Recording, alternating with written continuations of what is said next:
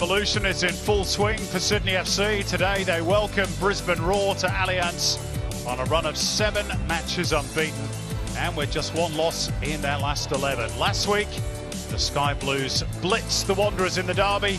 Win today, and they could end the weekend in the top 4. It is their best run of form since 2019-20. Brisbane Roar have had a rather disrupted campaign on the back of losing the Australia Cup final here.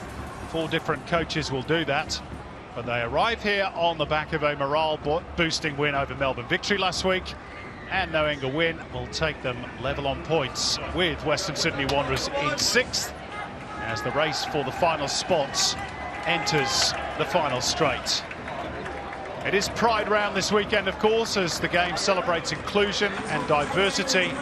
In this, the most global of games, everyone is welcome in football, regardless of colour, creed or sexual orientation. They've met twice this season, both at Suncorp, with Brisbane recording a 3-0 win back in round 2. And Sydney gained revenge with a 2-1 win in round 11. And the Sky Blues have not lost at home to the Roar since 2018. That is a run of 5 games. And they will start the favourites today. Here's the team news. Ufuk Talay sticks by the old maxim of don't change a winning team, so it's the same 11 that started the derby last week, which means Luke Bratton, who's available again after suspension, starts on the bench. A bench that also includes 17-year-old Thiago Quintal, who stands by for his senior debut. Ryan Grant, therefore, captains the team once more after a week in which he signed a new 2-year contract extension, which will keep him at the club until he's 35. And of course, he scored in that derby win last week. Now, Brisbane Roar make 3 enforced changes to the team that defeated Melbourne Victory. Anthony Burke-Gilroy, Joe Coletti and Tommy Waddingham all out after suffering injuries in training this week. So in come Corey Brown, Jay O'Shea and Nikola Milouznic. Marco Rojas will play centrally. Corey Brown making his first start since November and just his 3rd all season. Jez Lofthouse returns on the bench.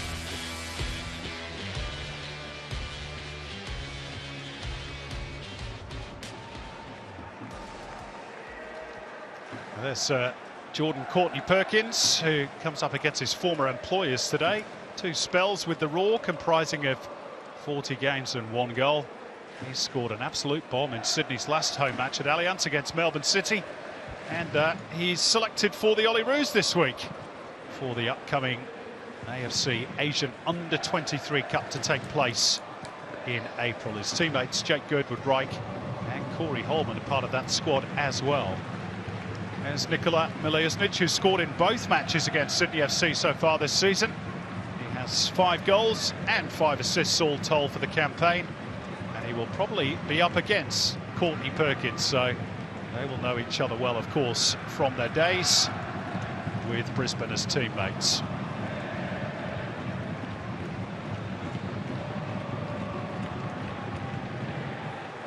It is a warm afternoon in the Harbour City, temperatures in the late 20s, but as you can see, the pitch almost fully bathed in shade, which will help. Here's Ufuk Talay taking charge of his 17th match today as Sydney FC head coach. He's won 9, drawn 3 and lost 4 of the previous 16, but they're really starting to get in a bit of a groove. Ruben Zadkovic becomes the 3rd coach this campaign to lead Brisbane against Sydney, the club for whom he played 41 times at the outset of the competition. Referee this afternoon is Adam Kersey, fast closing in on a century of A-League matches in the middle. Nathan McDonald and Matt McCorris run the lines. Sam Kelly is the 4th official, and Lara Lee is in charge of the VAR. There's Corey Holman, congratulations to him for his Olyroos selection as well. And Sydney FC in the sky blue shirts, getting us underway. Well, maybe not. Take 2.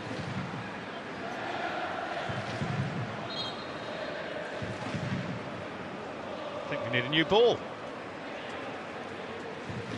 Adam Kersey not happy with the old one.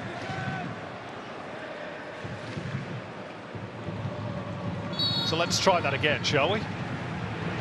Big seasons expected of these two when they met here in the Australia Cup final last October. Daniel McBreen, both have had their troubles since, but both very much in the mix for the six. Well, they are, Simon. Good afternoon, everybody. Both on a pretty good run for themselves. Sydney in particular really bought into this Frank Talay style of play. Real aggressive in their press. Just one defeat in 11 and undefeated in their last 7 games. And a mini run as well for Brisbane Roar. Just one loss in their last 5. And Ruben Zatkovic seems to have them a little bit more confident again. It is their away form that's been a problem as they play through that press. At least the first phase of it. They haven't won away from home, technically since the 10th of December when they beat Adelaide. Although you might remember they did defeat the Newcastle Jets at Allianz Stadium 3-2 in the Unite round, that extra round. So maybe that's an omen for them today. Andrew Redmayne, former Brisbane Roar player, of course, himself, back in the day, just a couple of games for them in a 2-year spell. The days of Roar Salona and Ange Postecoglou, launching it long from in front of the cove. Little touch by Berenguer. And swept forward by Marco Rojas, but Miliznic slightly behind play. One in the air by Truin. And the loose ball picked up by Jay O'Shea before he was fouled. Well, it'll be interesting to see how Brisbane Roar cope with the press of Sydney FC. Got some good ball plays there with Jay O'Shea anchoring that midfield. How much of a loss is Tommy Waddingham today, though? Real focal point of their attack. Get your views on that in a moment. Berenguer trying to slip it through for Marco Rojas, who's leading the line today. Slightly different sort of player, of course, to Tommy Waddingham. Well, a little bit, yeah. Well, he was just starting to find some confidence. I'll let this go. Yeah, it's a clever leave, and Miliznic trying to square it up for Keegan Jelicic, but not quite on the same page. No, I was just saying Waddingham had really started to find some form and some confidence, scoring goals. And I believe he's only one away from being equaling the most amount of goals for a teenager in a season. And I think I read that somewhere this week, so it's been a great start for him. Is that Nestor Irankunda who holds that record? Probably. Here's Jordan Courtney-Perkins. Leaving it for Max Burgess. Sydney have got a jump on the Brisbane defence here, but Jay O'Shea well stationed at that near post area. And a little bit heavy off the right boot of Max Burgess and out for a throw. Luke Bratton having to cool his heels on the bench today after serving that 1-match suspension for accruing 5 yellow cards.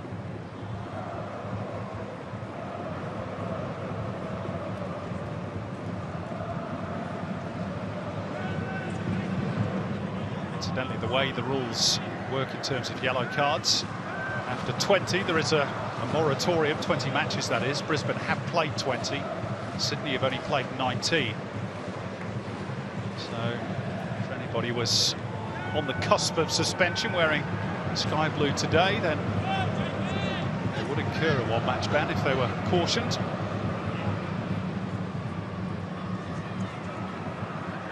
Here's Robert Mack. He was on the score sheet last weekend at Combank Stadium. Very complete performance by Ufuk Talay's team. Well, those 1-match suspensions for 5 yellows can be turned into more, can't they, as we can see. Ufuk Talay valuing the players who are doing the job and keeping their spots. And Luke Bratton has to find his way back into the team via the bench.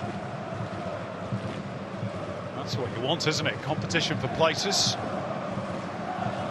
100% right across the pitch. Plenty of experience there with that man. He has to bide his time, as the other chargers got the job done very well last week. There's Joe Lolley up against Corey Brown today. That could be a key battle. Best start for Corey Brown. Jelicic losing out. O'Shea. It's a fraction short, but Max Burgess a little over eager on Jack Hingert.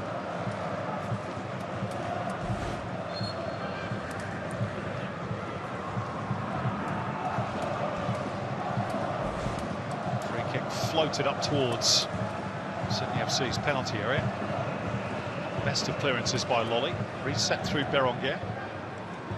Turned back by Hingert, which gives Tom Aldred something to chase, which he could probably do without on this warm afternoon. Again, they're good enough to get through that press, and Brisbane are away here. And waiting in the middle is Miliusnic, who side foots the ball home, but I fancy the flag is up, and it's not going to count. But it was a razor-sharp counter. Well, it was fantastic football to get to that point. And then, it's a mile off, isn't he? Yeah, he actually saw he was in an offside position, stalled his run, but then went again, and just went again too early. I think if maybe even moved out of the way. I think it was Rojas who was coming in behind him, may have been in an onside position and could have finished. Well, Ruben Zankovic likes what he's watching, even though the goal does not count. And Sydney have been warned. There is a foul by Lolly. It's just a second delay before the whistle went. He doesn't think so. Well, there was plenty to like, wasn't there, from the football from Brisbane to slice through that press of Sydney FC. There's a slight touch there from Lolly.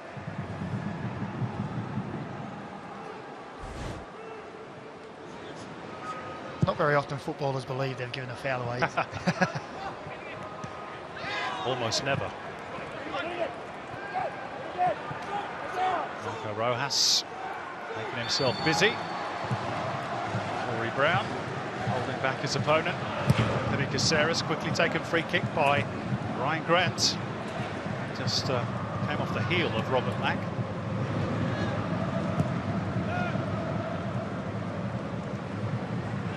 By Hingert for Berenguer. That's lost his balance, but crucially not the ball. But now Sydney do have it back, and Robert Mack could be in here. It's Mack trying to place it. Aldred blocks it, and the follow-up is deflected wide for a Sydney FC corner. Jordan Courtney-Perkins with the effort. Well, Sydney with the high press again, winning that ball in a higher position up the field. See there, look at the numbers of bodies around the ball, pressing in an early ball forward, and that's what you want. Try and get at the defence while they're unsettled, spread apart.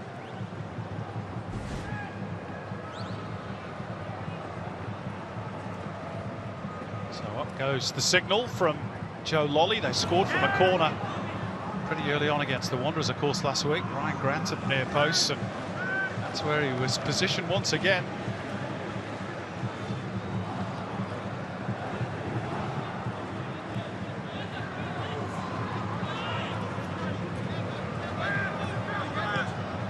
Just jockeyed for position.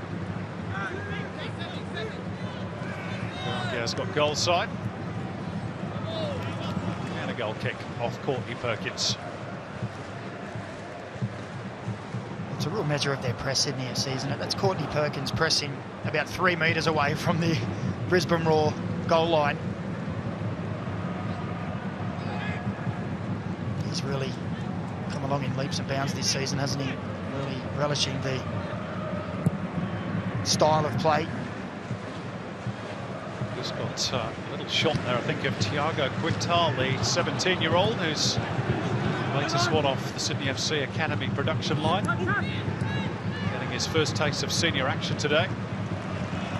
It's very calmly done by Hayden Matthews, who's another one of those graduates.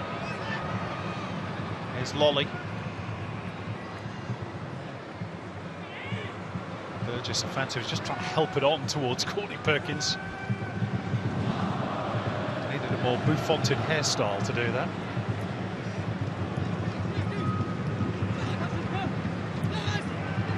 that's the benefit of the ponytail, Daniel. Well, that's it. Takes one to know one. Yes. Brothers in arms. O'Shea. Rojas quickly closed down. So Brisbane get the decision. The handball.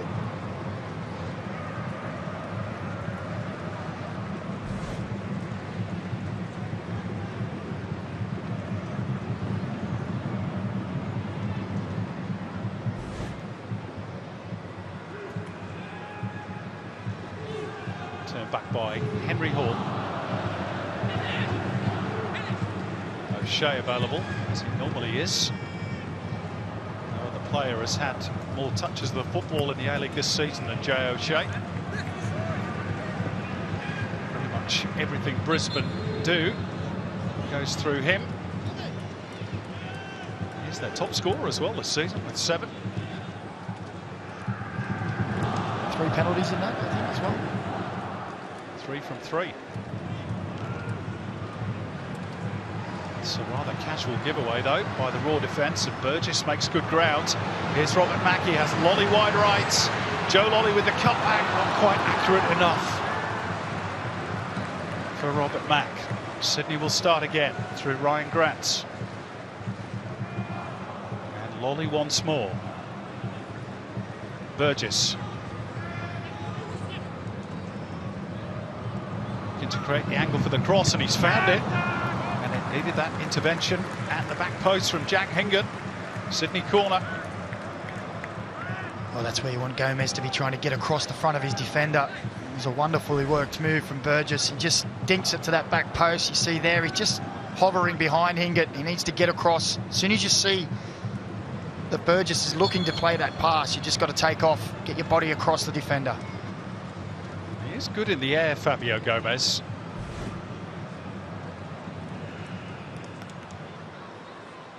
Just needs that touch more aggression in his play. Sydney FC, 8 goals from corners this season. Good fist away by Macklin Freak.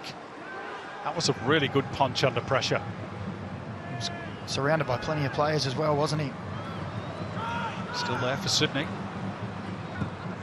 Swung in by Courtney Perkins. Earthwood right, trying to get a piece of it. Chested down by Henry Hall. No way out at the moment for Brisbane. Now they can get clear, and there's a break on. And it's Marco Rojas leading the charge, one-on-one with Andrew Redmayne. And the pink wiggle stands tall and makes the block, but again, Sydney FC caught short defensively. They were all at sea there, weren't they? Some were stepping up for the offside, some were dropping. And really, Marco Rojas should have done better there. It was a poor finish in the end. He had too much time to think about it, I think. Ends up hitting it straight at Andrew Redmayne. It comes off the knee and then the beard. And that's a second warning now for Sydney FC. They need to tidy up in that defensive area. They've been cut open twice.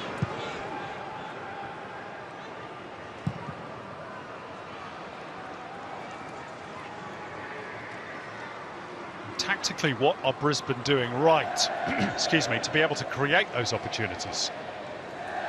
Or is it just a matter of broken play and they spring forward? That first one was fantastic football, 1 and 2 touch. They moved the ball quickly, they were brave and beat the press, and it was a fantastic direct ball that cut through 2 or 3 lines that down the right-hand side. I think that second one there, we have to see a replay, but I think it was more a broken play, wasn't it? They won the ball and they played forward quickly. And I don't think Sydney FC were really set defensively at all for, if anything, broke down.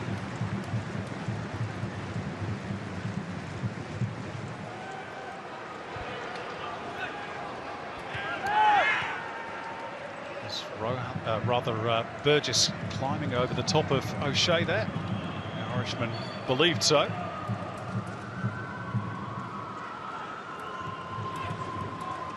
Turned back by Truitt for Macklin Freak. That might have been a free kick. Yeah, you've seen them give it, haven't you? Maybe it was just because it was the hand, more the hand that got him.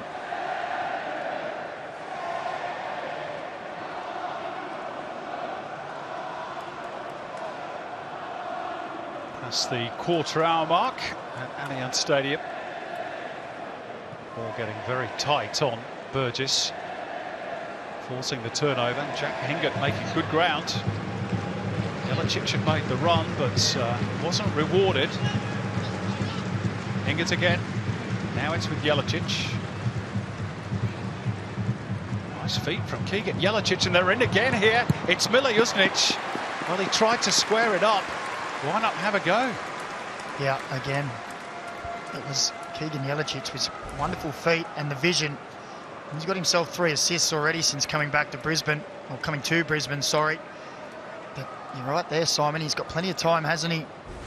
Even on the stretch to maybe even take a touch. 3 big chances for the Raw. And they're going to be worrying Ufuk Talay how easily they're finding space and making those runs in behind. Even Zadkovic is practicing his dance routines. Yeah, pretty good, aren't they? He's got a move or two. Yeah, he's just cut a rug.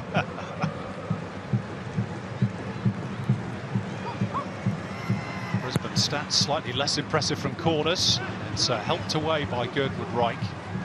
Reset through Truid. Real high hanging ball from Hingert. Not sure there was a foul on Redmayne. He got a little tickle of the beard from Tom Aldridge. Well, I think there most definitely was a foul. Yeah, no, that arm was opposite. Here we go. You can see the funny side of it.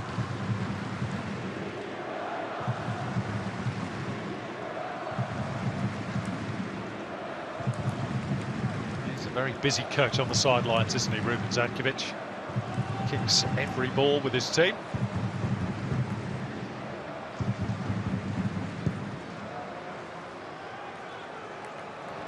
Over the head of Gomez. Breaks here for Henry Hoare. And that's a rather rudimentary challenge from Ryan Grant.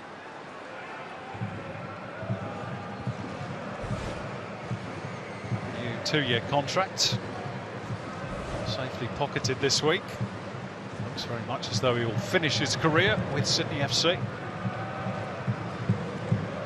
What a career it has been with the club. Mr. Sydney, isn't he? We don't get too many one-club players these days. Lee Broxham is one, of course.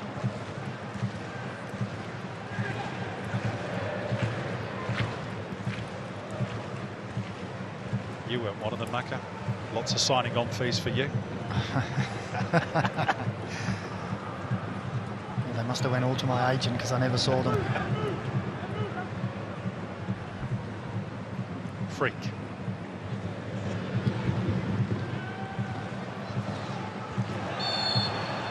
Little nudge from Keegan Jelicic on Courtney Perkins.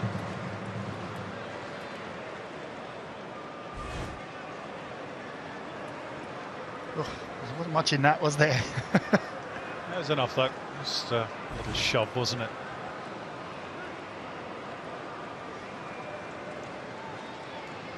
Made a good contribution.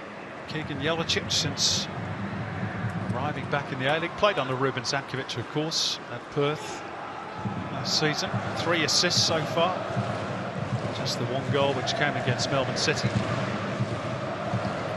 Teed up Marco Rojas for one of his 2 goals against Victory last week.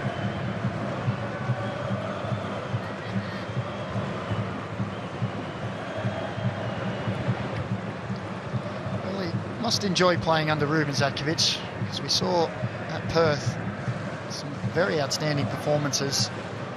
We're seeing it again now at Brisbane. Straight into the fold. After a bit of a false start, must be sent off in his first appearance. Holman. He's lost out. Brisbane have pinched the ball again, high at the park. Berenguer, Rojas is square, and again they've not made the most of that opportunity, Brisbane. Maybe they still can. Rojas held up by Hayden Matthews, and Sydney survive. And yet again, Brisbane managed to get in behind. And they do so again here. O'Shea. Back for Brown. Square by Truin for Aldred. And Hingett. A little touch from Berenguer. It's good football from Brisbane, this. Berenguer is offside. But Ruben Zankovic will be hugely frustrated. They have not, well, he doesn't look frustrated, but he will feel that they should be in front. Well, yeah, that was another great opportunity, wasn't it? Again, they won that ball in a high position. Plenty of space in behind. This is the offside.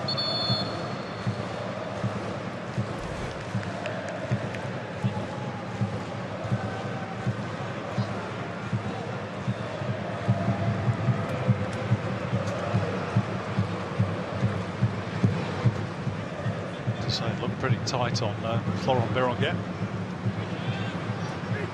Hingett. Brisbane throw.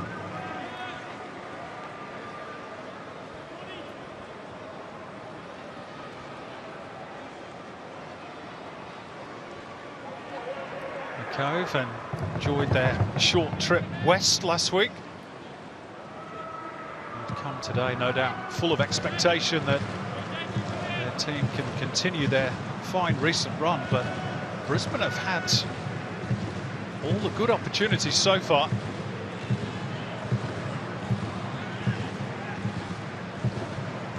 Well, that stat does not really tell the whole story. Maybe that one does.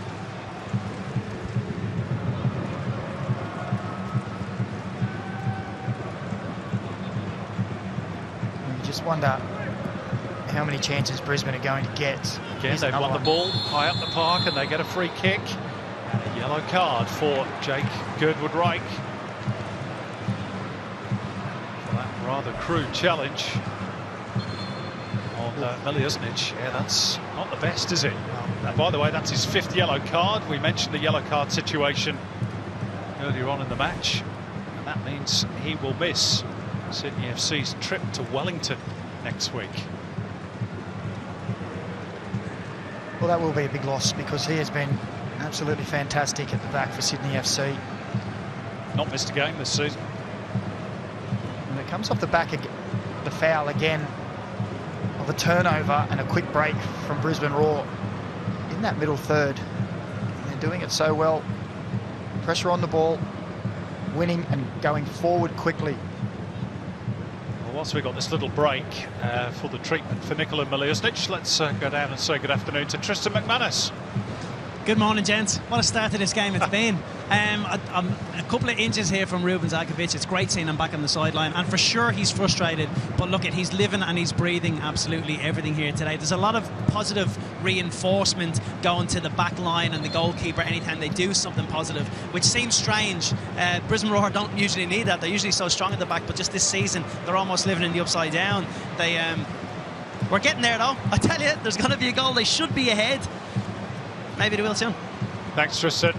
Well, we're going to have a VAR check on that challenge by Girdwood-Reich. Oh, you know what? That angle is not clever, is it? That's a bad one. Yeah, this is going to be overturned.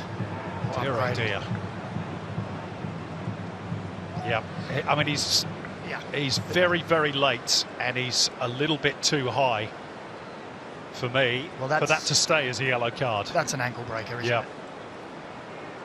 I think he's in big trouble here, Jake Girdwood-Reich. But we'll see. Adam Kersey has the decision to make. The on-field verdict was yellow card.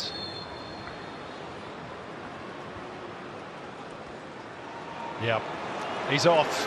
Yellow card cancelled. Sydney FC down to 10.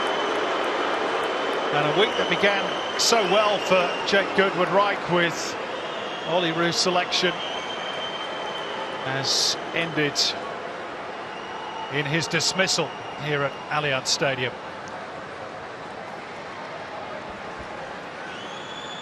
And I don't think he can have too many complaints. No, I agree. I think when he sees it back, he'll probably realise He was a little late, wasn't he? He was just on his heels and he was a little late. He is trying to get out to the ball, but that is a really bad challenge. It's a dangerous challenge.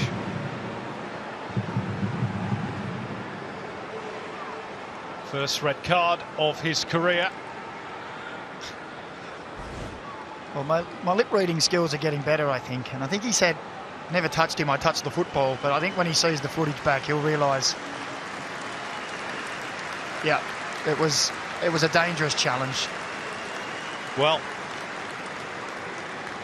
this game certainly hasn't gone according to plan for Sydney FC. They came into this one probably as warm favourites. And now there's a big reorganisational job to do for Ufuk Talay. He's going to start that reorganisation by introducing Gabriel Lacerda off the bench.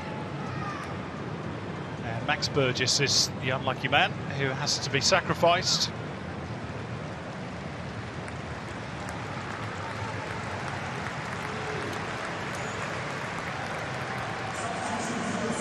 Big chance now for Brisbane. Well, for mine, they've been the best team in the opening 26 minutes. O'Shea's free kick. Reaching Aldred, but he deflects it away from goal. Brown. If Aldred could have controlled that better, Brisbane might have been in, but they've got a corner.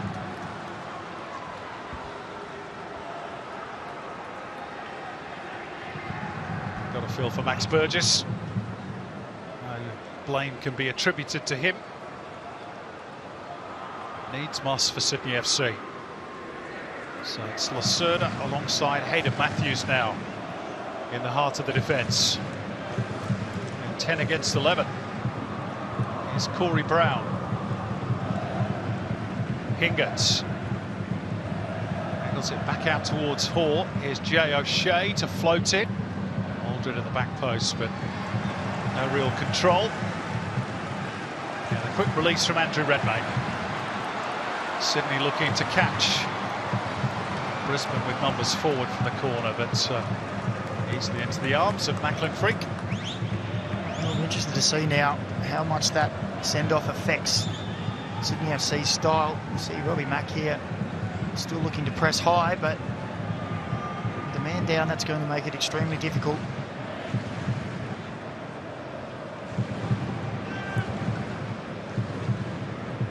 O'Shea.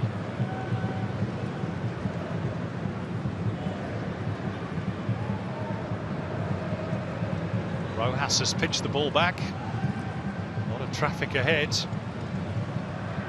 Sorted out briefly by Hayden Matthews, but Brisbane are rampant at the moment. Got their tails up. Berenguer. And who got the last touch? It was Florent Berenguer, so it's a Sydney FC goal kick. Well, defensively, it looks like Sydney are going to sit in a 4-3-2. They were very compact, very narrow. Talay still asking the questions.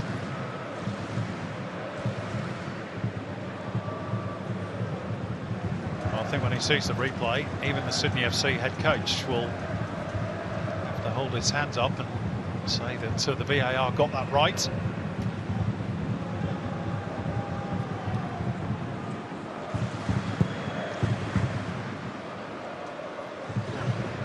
The head of Gomez put forward by O'Shea. It's Matthews climbing highest. Jelicic's trying to break clear, but Corey Holman. Some diligent work from the Sydney FC midfielder. Intelligent ball by Lolly, who's back on the ball now, trying to weave his way through traffic, and he gets the foul. Two ironic cheers from the Sydney FC fans, and Joe Lolly suggests that maybe a yellow card should be waved at Berenguer. I think that's slightly in jest as well. There's much in that. Did flick the leg out.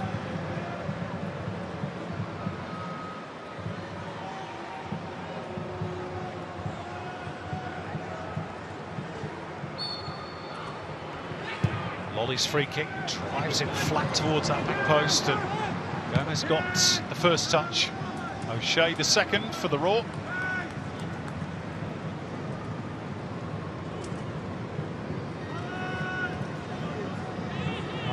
played at Allianz. It's been quite an eventful 30 minutes as well.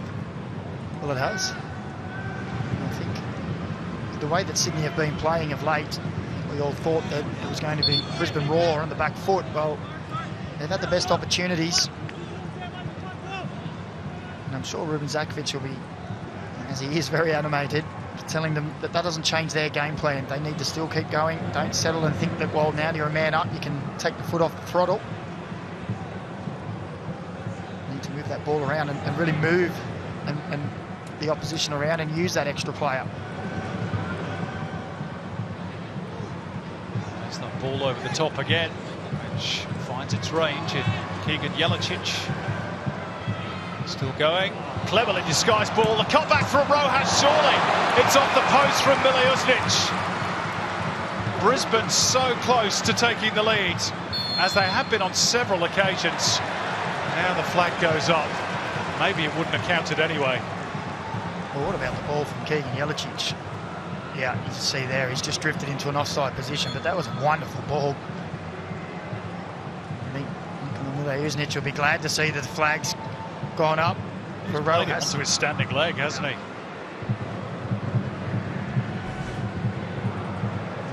Wonderful play from that man there. Running across the line, the little reverse pass in behind.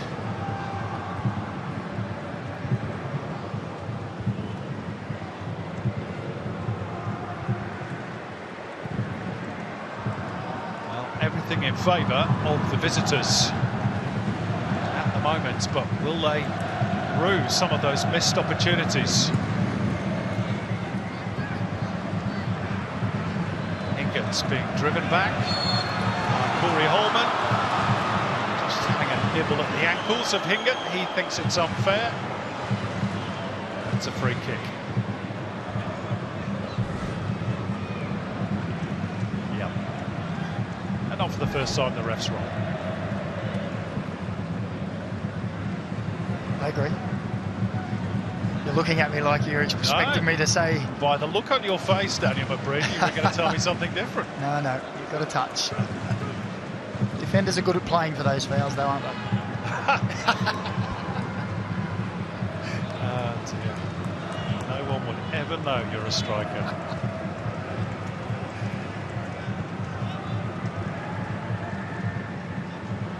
Henry Hall. O'Shea. Brown. This little angle ball for Florent Berenguer. Out for Rojas. Intelligent ball from Marco Rojas. Keegan Jelicic. Now Brown. They've worked this well, Brisbane. Can they find a finish? Not quite. Certainly look to launch a counter. Joe Lolly's done well to win that free kick. Surrounded by raw players. Well, he just moved the ball well, didn't he? Used his body one way, then the other. Brown holding on.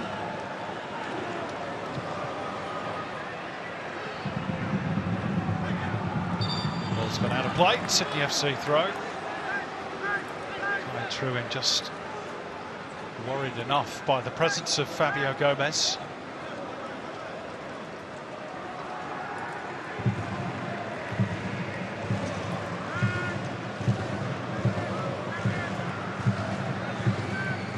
Double teapot from Tale, perhaps indicative of the way things have gone for his team. It's Ryan Grant with the long throw. And final touch off Gomez. Goal kick. 9 goals so far this season. Fabio Gomez got a double last week. Took a little while to settle, as many foreign players in the A-League do.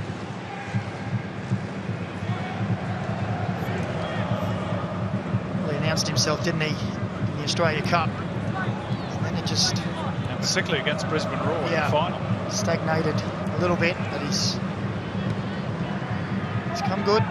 He's starting to reap the rewards.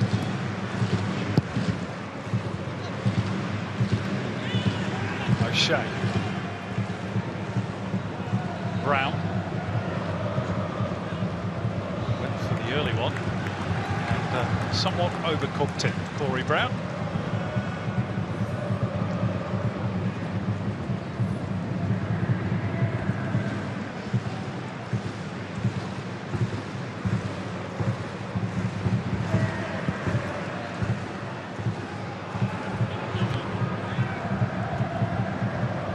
Drop for Gomez. Here's Brown again. And by the way, he's playing in his 149th A-League match for the Roar across 2 different spells.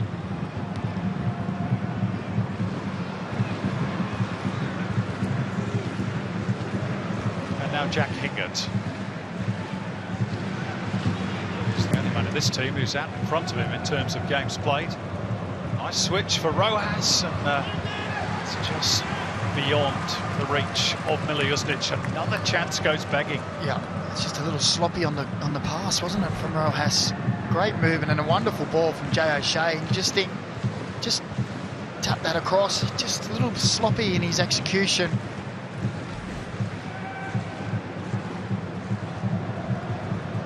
No doubt Ruben Zankovic will be just telling his team, keep plugging away. It will come. Goodness me, they've had some chances. Well, I'm just looking at the stats there. We're talking about all the chances they've had. They've had 1 shot on target and 1 shot. It's that final ball that's been missing. Here's Joe Lolly. Can he provide it for Sydney? Still going, Joe Lolly. And Macklin Freak, a great save, and then Lolly thrashes it across the face, and Holman can't get the final touch. Sydney's best moment of the game. Well, by a long way. And Joe Lolly looked like he had nowhere to go, was running down a cul-de-sac, and then the Brisbane shirts just all disappeared and melted away. He found himself standing face to face with Macklin Freak. Good save from Freak.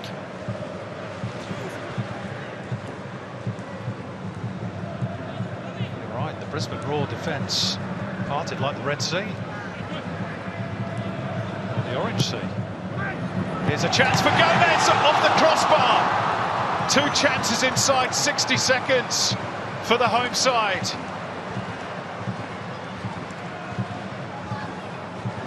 Well, that's the kind of delivery Gomez would be asking for. It was a wonderful header. Freak could only stand and watch as it cannoned back off the post.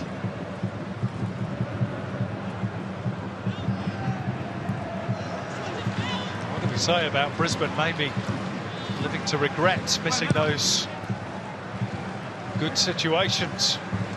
And they were very nearly made to pay by the 10 men of Sydney FC. And it's probably an opportunity you would think that Gomez really should be hitting the target. Here is Gomez. Mack. Oh, a break here for Corey Holman. It's Courtney Perkins. And the block by Hingert. Sydney's best spell of the game. Yeah, this last couple of minutes. Use that earlier chance. And look, Hoare and Brown and O'Shea really all just stopped, didn't they? It was like the whistle had gone and they all thought something was happening. And there's the second opportunity. Gomez really should be hitting the target there.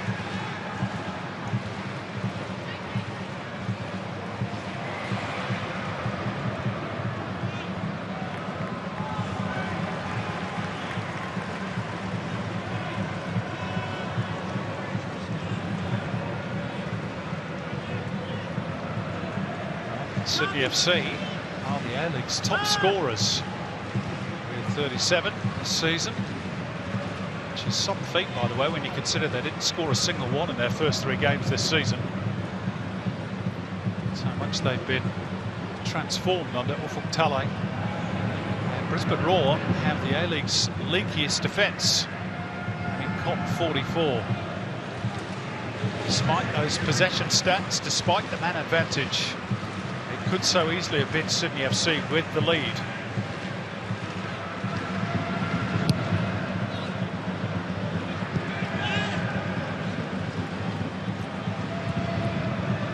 This is Kai Truin.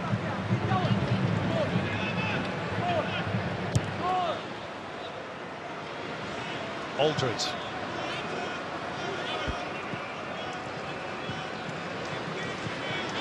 There we go. get a touch, but O'Shea determined to win it back. Hingett. This is Hall. Whole cluster of players on that side of the park. I was just about to say, Brisbane Roar need to move that ball quickly and get it to the other side. To be fair, they've done those switches of play pretty well so far this afternoon. And I've seen Corey Brown here just creeping up closer. And you're thinking one of those balls come back to Henry Hall. If he just switches that directly, they could catch Sydney out in those areas. As it is, they will work back towards the right through Tommy Aldridge. Hingett has gone beyond Jelicic. So a fraction short for Henry Hall, but Brisbane get the throw off Holman.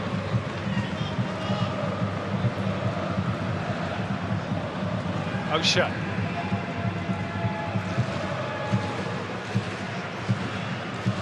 Brown. It's the return of Miljusnic. Truitt.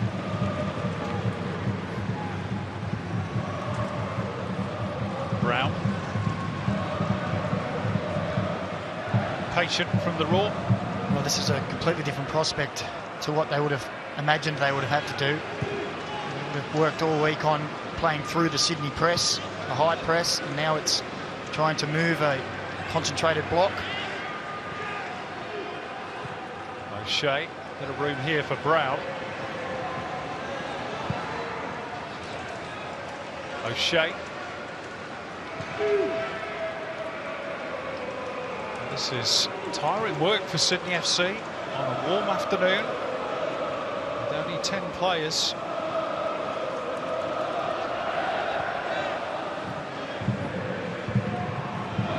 O'Shea. Well, that will give them a bit of a breather. I think he was already thinking about the next pass, wasn't he?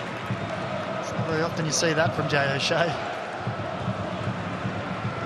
You can see Tele out right on the sideline giving instructions as the conversation continues through Ryan Grant and Joe Lolly.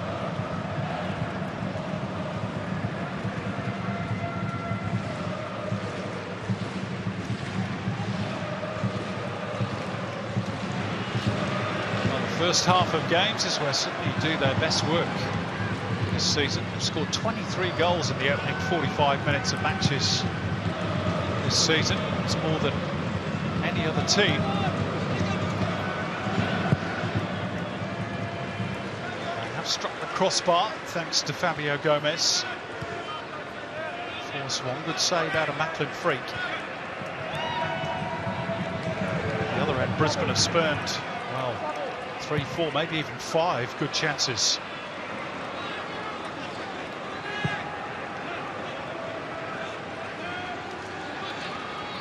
Hingett.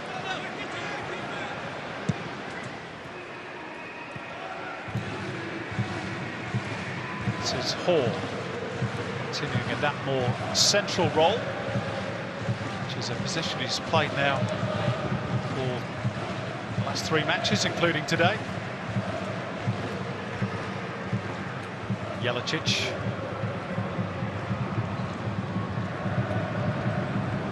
Truitt.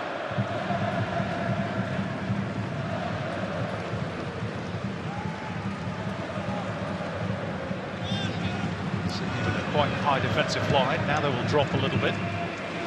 Jelicic twisting and turning away from Courtney Perkins, and switch for Rojas on the near touch line. Stood up well by Ryan Grant.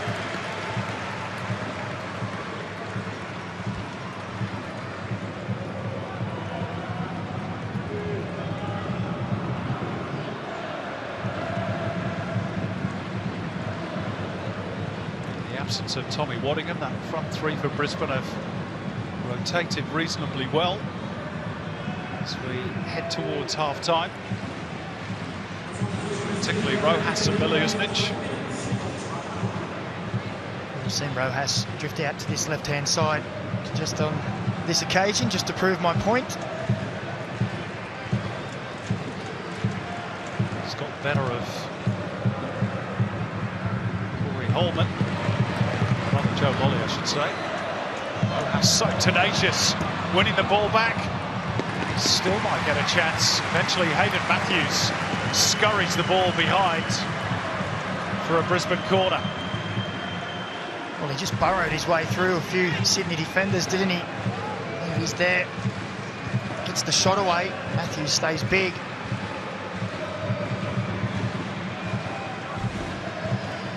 Gets a little pump-up from his goalkeeper. Into the first of 3 added minutes at the end of the first half. And it's another Brisbane Roar corner, which O'Shea delivers towards the back post. Perkins diverting the ball away, reset through Aldred. Now Biroguet all the way back for Brown. O'Shea.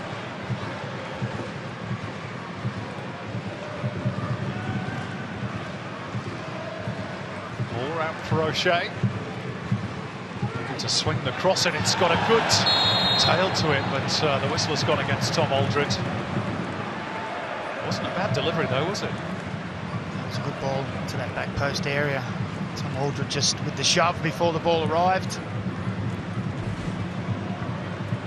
So yeah, such wonderful delivery, doesn't he? You see, just before the ball arrives, he just barges into the back of Courtney Perkins.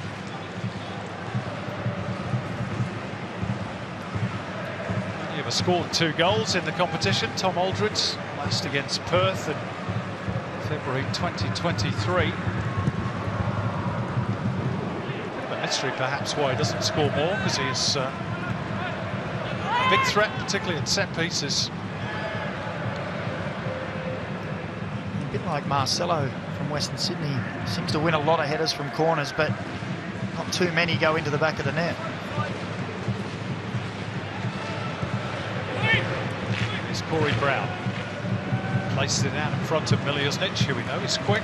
Matthews again. Putting the ball behind for a corner.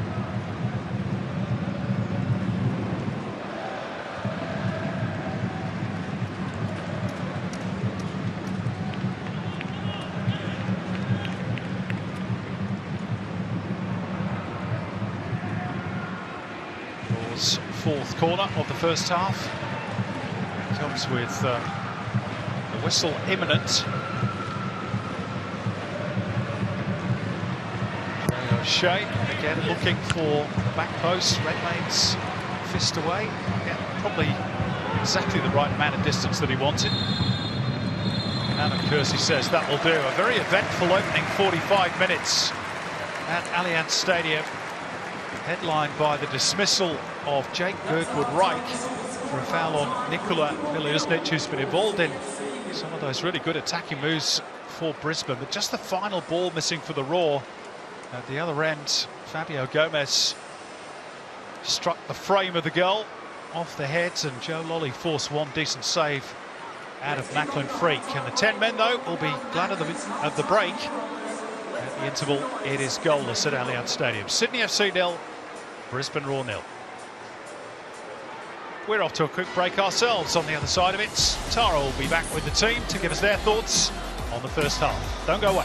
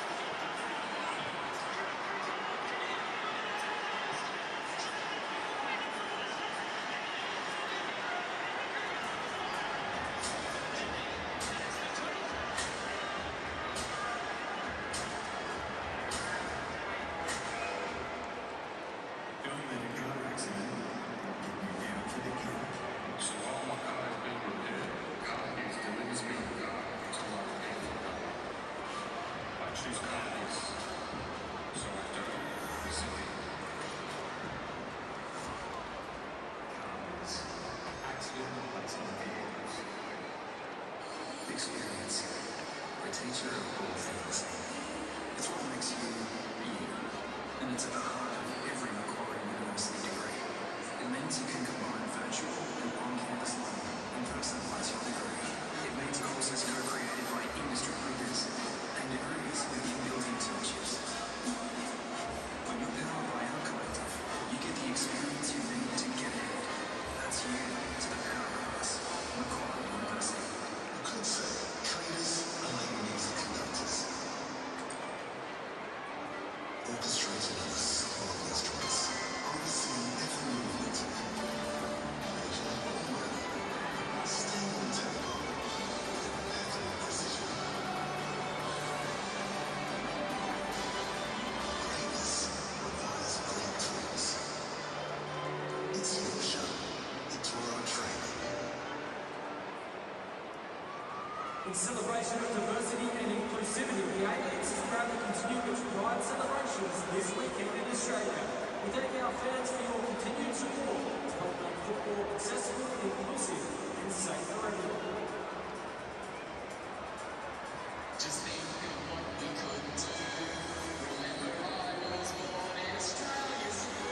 I may be only 20, but I come from borderline royalty. Where you have a natural amount of energy.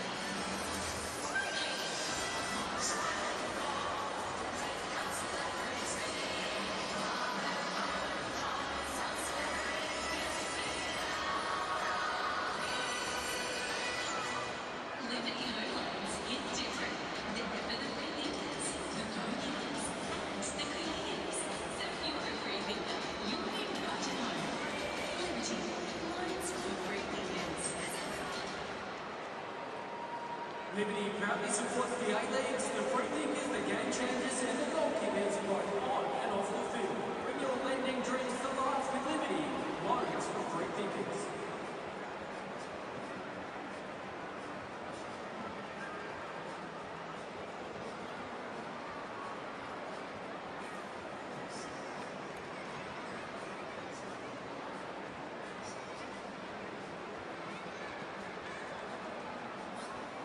You can see on the big screen back here there's some very many Sky Blues who are about to take part in our favourite event here at Sydney FC. It is the Sydney FC Toddler Race. As you can see, these are the future superstars of the game. Future soccer racing superstars. Right here, they are with their parents. The first three to get there, got their ball into the goal, go in to the grand final. So this is the final heat, guys. The pressure is on. We need everyone cheering.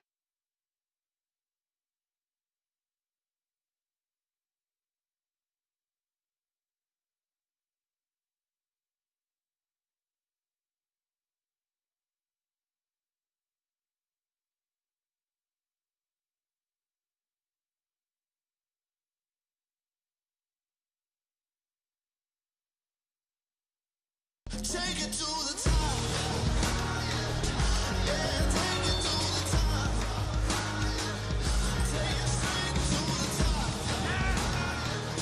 Yeah, take us to the top. Here we go. Straight to the top.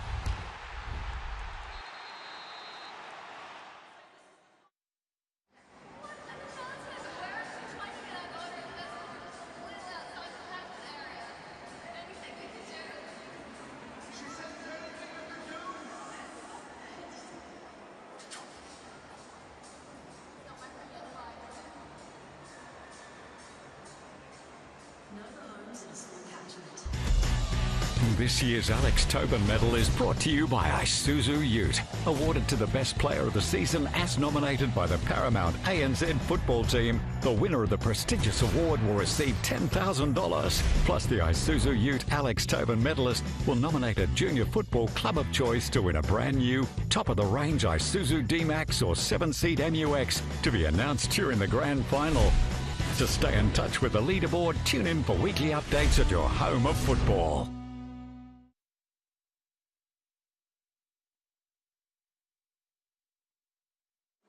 In Australia, we're ready for our changing weather.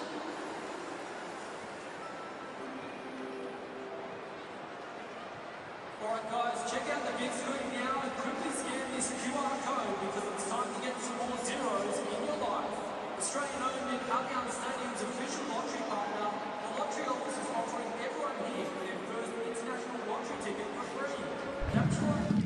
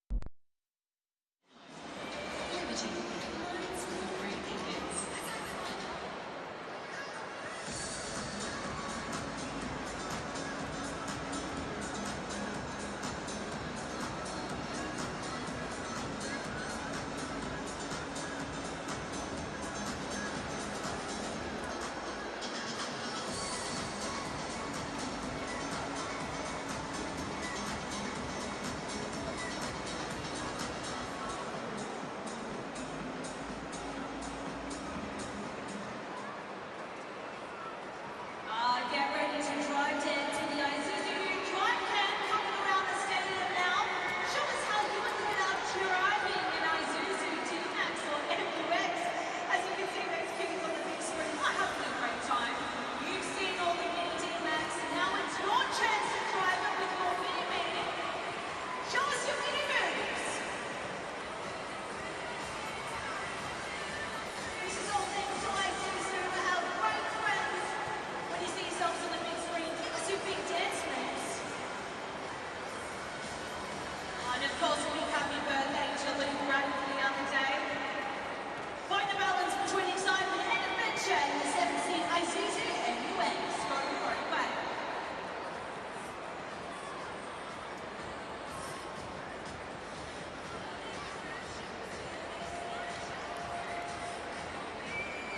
Let's give it back as halftime heroes and big round of applause. And well done to everyone. And thanks again to makers who continue to support the game they love at every level. Give tomorrow's start and chance to play out on the pitch from the best supporters in our league. Thank you, makers.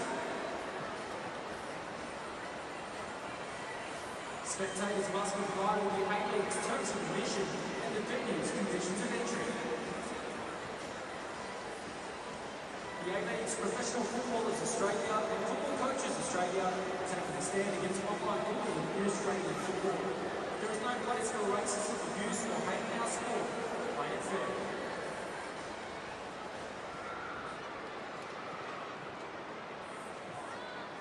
Flares are illegal at our venues. If you possess or throw a flare, there are penalties that apply.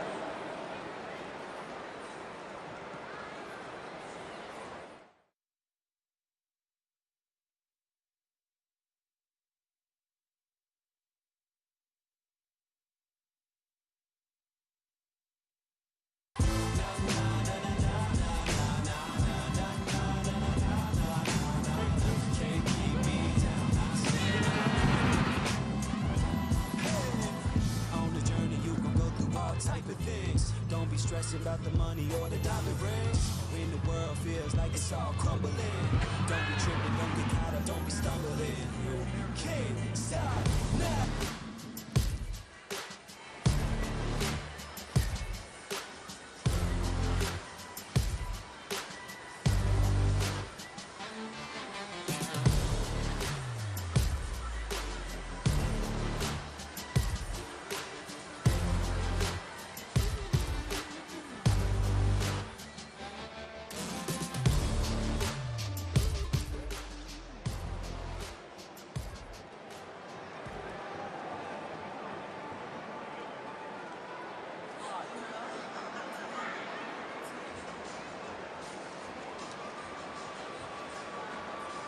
back the Brisbane Roar and your Sydney FC for the second half.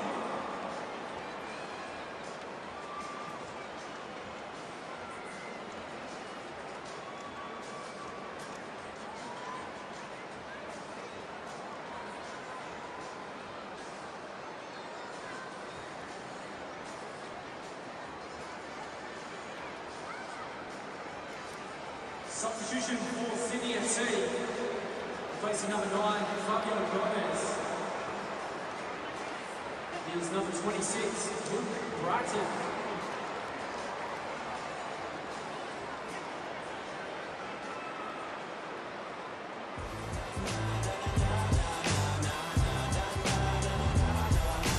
We're almost set to go for the second half at Allianz Stadium. No goals between Sydney and Brisbane, but as you can see, Tale has made another change at half-time, substituting Fabio Gomez, who hit the frame of the goal in the first half with captain Luke Bratton.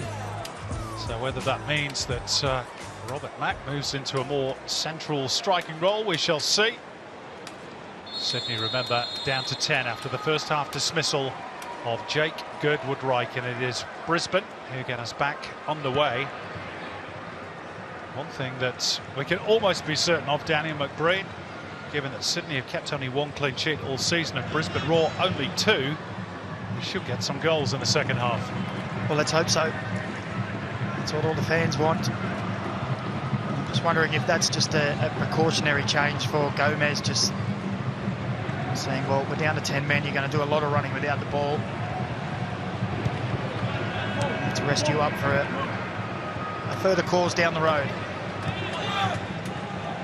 Next challenge will be against Wellington Phoenix on the road next week. Will they go there with their unbeaten run still intact? All to be revealed over the next 3/4 of an hour. Brisbane were pretty good in that first half.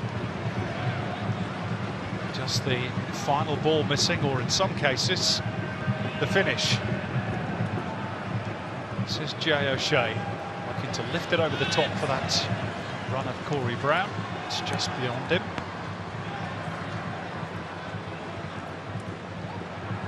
Reminder of the team news at start of play today. Tale went with an unchanged team. Brown left on the bench from the start, but he is on here for the second half.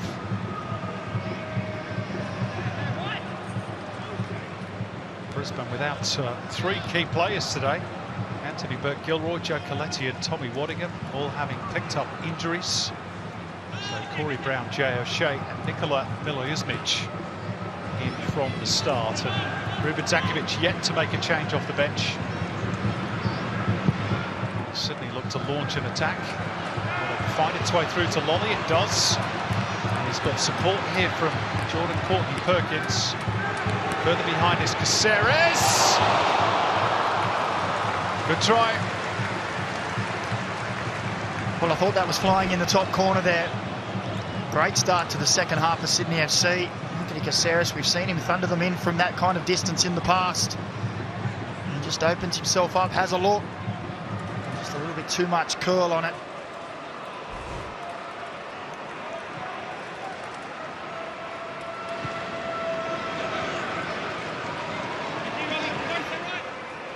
It's difficult to win a game with 10 men, but not impossible.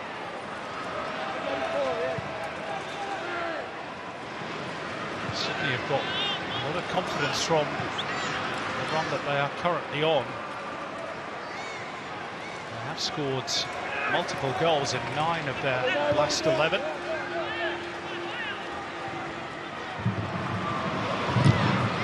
It's a strong challenge, but a fair one. Through it, he's pulled it on again to make that intervention and gets his team a throw-in. It was a strong challenge. That was a poor pass, wasn't it? Just played the ball wide to Corey Brown.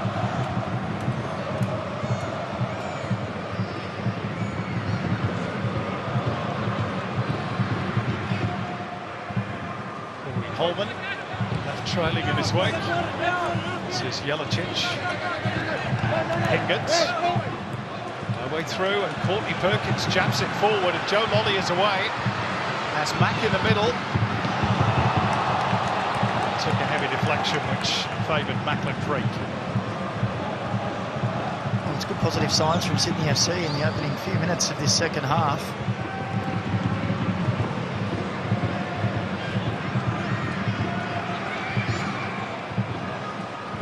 Brisbane Roar really need to get that ball down and move this Sydney team around. Relatively warm out there still. Shift them, we saw how compact they got in that first half. To shift them from one side and then try and move and exploit the other. Courtney Perkins. He's trying to seek out Robert Mack with that long ball forward. Meantime, this is Jelicic. Puts it out in front of Miliusnic. It's Nikola Miliusnic, and still, as he delayed too long, out it pops. Henry Hoare wouldn't quite sit for him, and now the whistle blows for offside against Miliusnic. Wouldn't have counted. And again, he's not quite been able to exploit a good field situation. It's tight, but he is off. Yeah, he's offside, but I think just there is where he should be striking it. He'd opened up the space onto his left foot. He's opened up the goal as well. He really should be pulling the trigger there, looking for that far corner.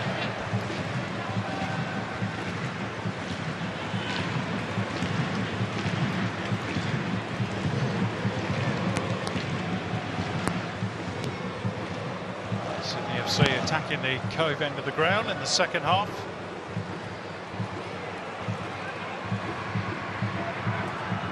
Mack beaten to it by Truin.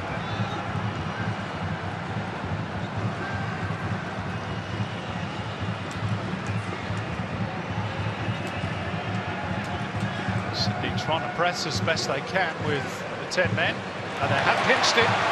Here's a chance. Caceres, did he turn the wrong way? Still there for Joe Lolly. Brisbane have got numbers back. And Lolly has to settle for a corner. But Sydney FC much more enterprising at the start of the second half. Well, they certainly are. I think maybe took Brisbane by surprise with the press with a man down. We did see the sprinklers on at half time. Just not sure if that held up a little in the water that's been left, but good play. It just fell apart in that moment there. As Henry Hoare scrambled back to help. Corner easily fended away by the Raw defence at the near post. Miliusnic forces the throw off Bratton.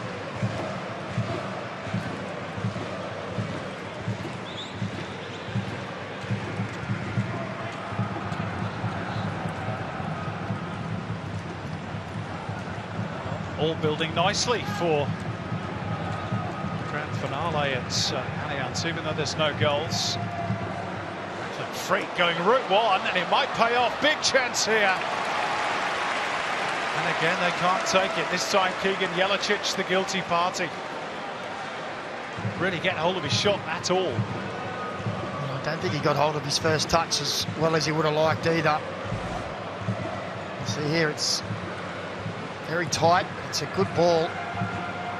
This touch here just takes it a little to his left. And he can't quite dig it out from under his feet.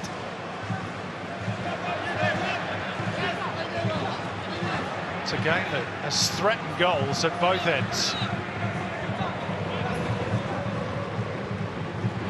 The dam is yet to break.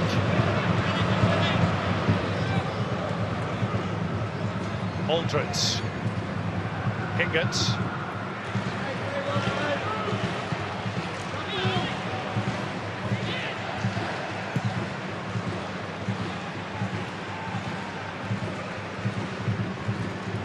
Ball for O'Shea.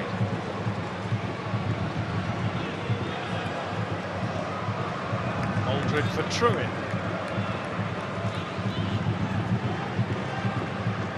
Everybody behind the ball for Sydney FC.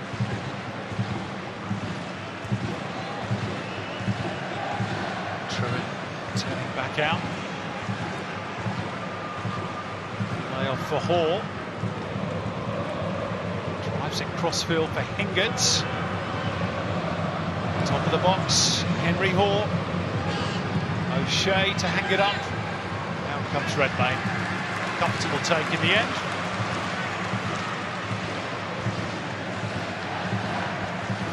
Well, it's the right idea from Brisbane Roar. Trying to manipulate the Sydney defence, move the ball around, and get players like Jay O'Shea delivering. Casey just gave it a little bit too much. Lolly taking a bit of a ride on the back of Corey Brown, and Corey Brown says to referee Adam Kersey, "What am I supposed to do?" He's been pinged for the foul. I tend to agree with him there. I think he was going to jump and then just stood still. Referee's opinion that he was backing into Lolly. So a Sydney FC free kick, which Lolly himself delivers. Back post is Lacerda. Still yet to open his account for Sydney FC, the Brazilian. It was a decent ball, wasn't it, from Lolly? It's a little too easy to get up and win the header there for Brisbane Roar's liking. Would have loved to have scored that. Gabriel Lacerda, you might remember early on in the season, he was at fault with a rather risky back pass that led to a Brisbane Roar goal at Suncorp. Redmayne has to take his share of the blame on that day as well. It's a clear foul by Courtney Perkins. A hold of the jersey of Marco Rojas. I wonder whether Rojas will be able to run out 90 minutes. His start against Melbourne Victory last week was his first for the club. Prior to that, barely started a game in 12 months. Here's O'Shea's free kick that Rojas earned, but straight at Redmayne. It's a bit disappointing, isn't it?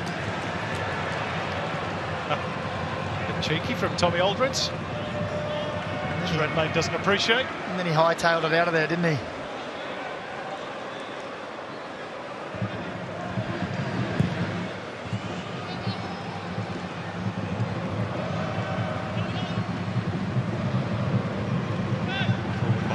For Lolly, somehow wriggled clear two Brisbane Roar defenders. Caceres,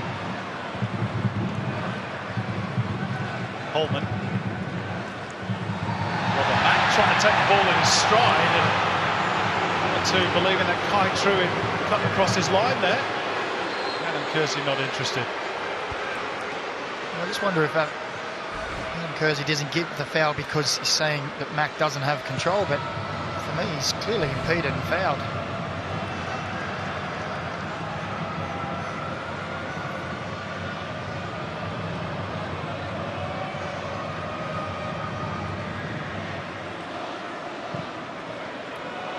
Aldridge dealt with by Grant off the head of Brown. Out off Keegan Jelicic for a Sydney FC throw.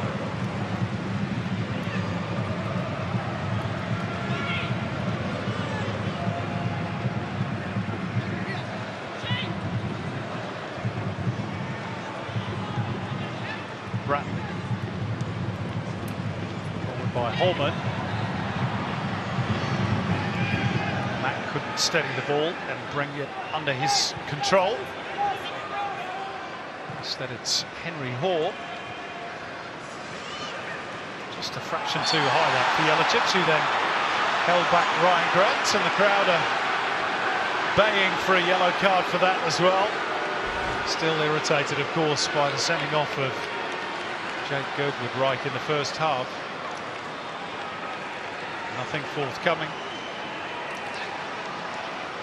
I thought that was a lovely pirouette from Ryan Grant there on the way down. And he'll be pleased with the way that they've tackled this second half so far. Oh, definitely. And they've looked the most likely, really, haven't they, in the second half? Started with they've mixed it up with a press at times and sitting in on other occasions. they've mixed it up quite well. Brisbane have turned the ball over rather casually here. It's Robert Mack. Grant leaving it for Bratton. Touch around the corner looking for Lolly. Sydney throw.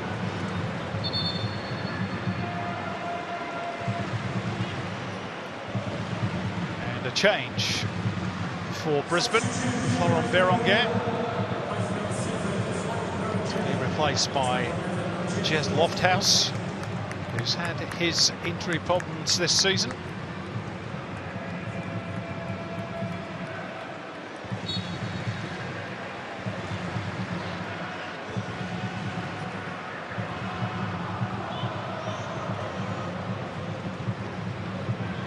Lofthouse will take his position on the right-hand side of the attack for Brisbane. Oh, a little bit risky from Aldred, and Macklin Freak had to be sharp off his line. Oh, and then a mistake by Hayden Matthews could open the door for the Raw. Miljasnic gets goal side of Lacerda. Has help from Jelicic. Finds the angle for the cross. Nobody attacking it for the Raw. They'll reload through. Henry Hoare here, Brisbane. Half an hour to play at Allianz Stadium. Henry Hoare. And Lofthouse gets a corner off Hayden Matthews. Yes, the under-hit pass from Tom Aldred, which led directly to the other end where Lacerda was a little too casual and allowed Brisbane in.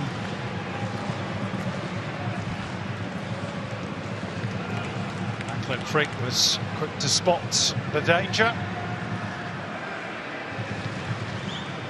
And now Brisbane find themselves in an attacking situation, their fifth corner of the game, which O'Shea delivers. And Lacerda heads clear. Holman is then fouled. Got a bit of a kick there, Corey Holman, but Sydney are quickly on with it. Joe Lolly doesn't have much support. Can he go on his own? It's still Joe Lolly. And you fancy if that had been on his more favoured left foot, it might have been a different outcome.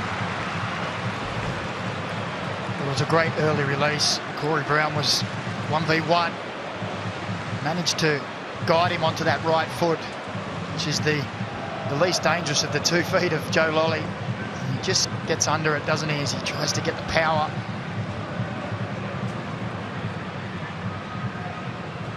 Frustration for the Sydney FC bench. Well, they'll know that those opportunities may well be few and far between.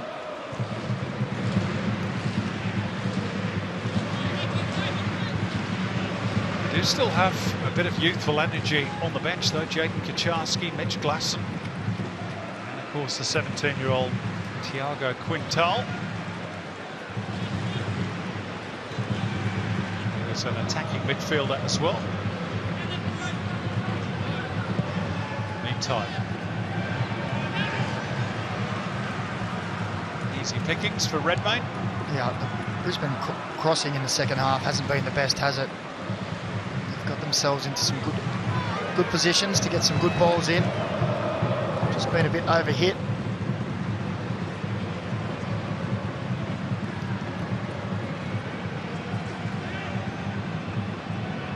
Well, the possession stats are always going to favour Brisbane with the extra man. Sydney have created a couple of good chances. Another one brewing here. Courtney Perkins. It's a lovely angle ball with spin as well to favour Ryan Grant. Lolly slightly off balance. Will it fall for Caceres perhaps? No.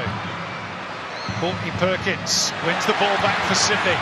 Ryan Grant, chance here, Robert Mack! Sydney hit the front. 3 goals in 4 games for the Slovakian, who started to hit his straps at the right time of the season, and the 10 men have the lead.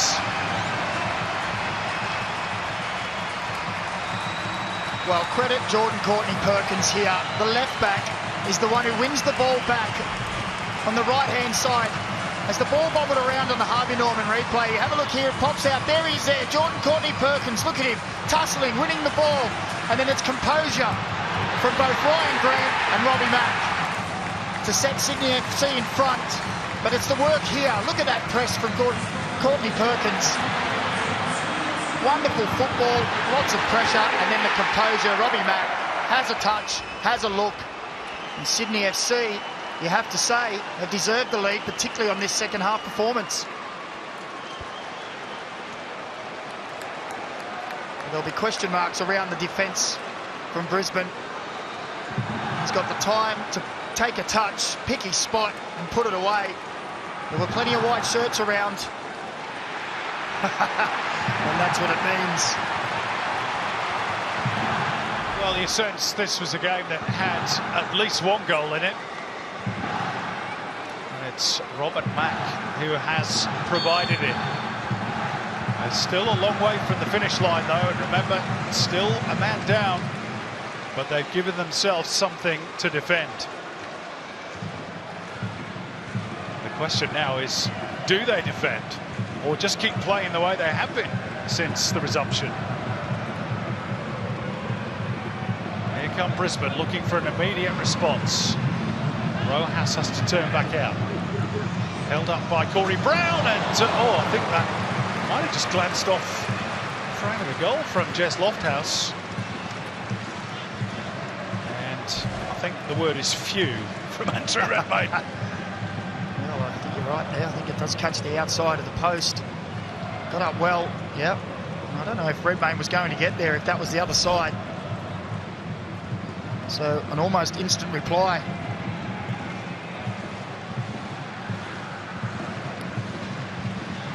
Changes afoot for the Raw.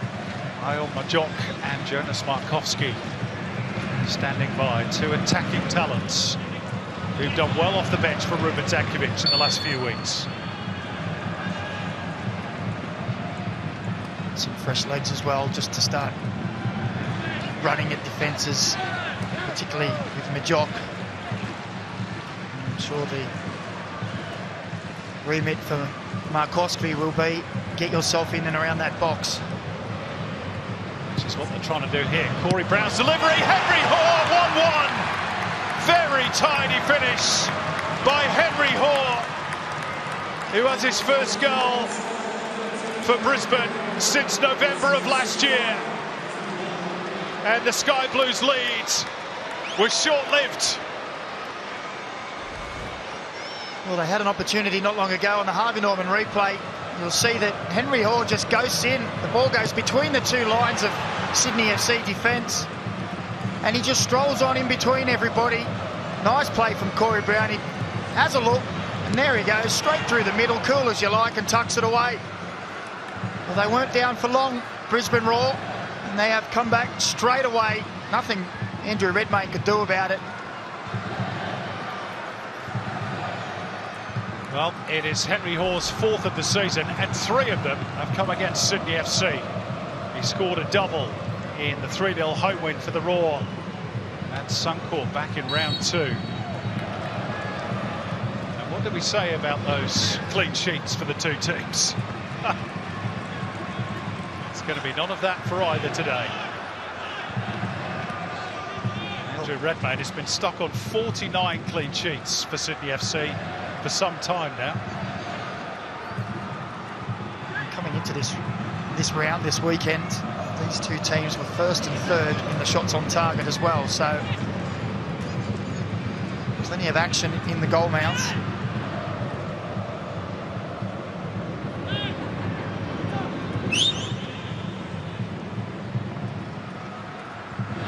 It's almost a bit of a stunned silence for a moment around Allianz Stadium.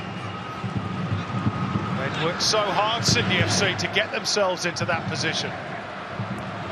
Now they've got to start all over again.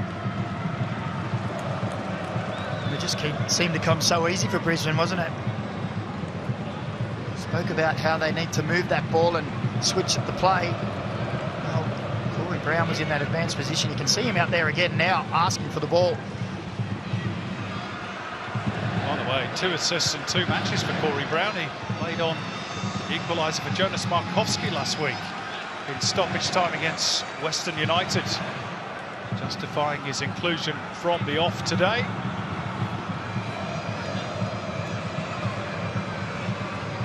Ruben Zakovic just hanging fire on those changes for the moment after that equaliser. Nothing worse when you're a sub about to go on and hang on, put your bib back on. Oh. So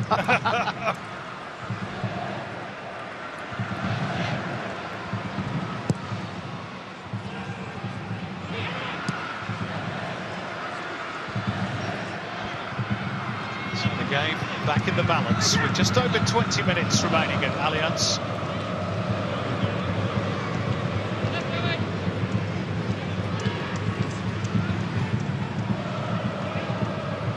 Through by Jelicic. Here's Nikola Miljusnic. Just headed out towards the flank by Hayden Matthews. It's Miljusnic again. And Courtney Perkins gets the vital touch. Another corner for Brisbane. What about the cover there from Matthews? Fantastic. He's no slouch, Miljusnic. It's a decent ball, good first touch.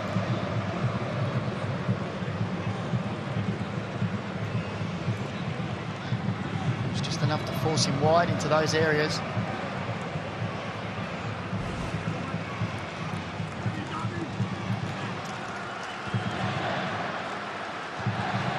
Jay O'Shea purposefully placing the ball. Hang on a minute, Adam Kersey's not ready.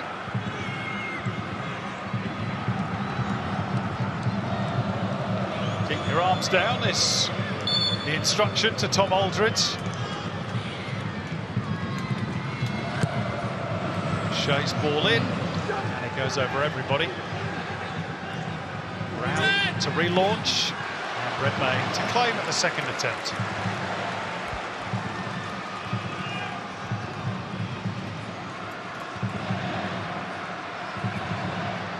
Well, which way does this one swing?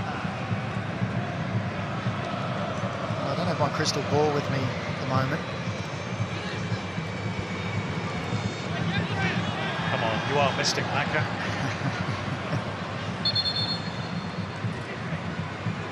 Well, if I was Ruben Zakovic, I'd be making those changes and getting the fresh legs on and saying to them, Majot, you get that ball, you run it, players. Markowski, you make your runs in behind, get in the box, stay central, we'll get balls in there. Just have to move the ball quickly in these areas here.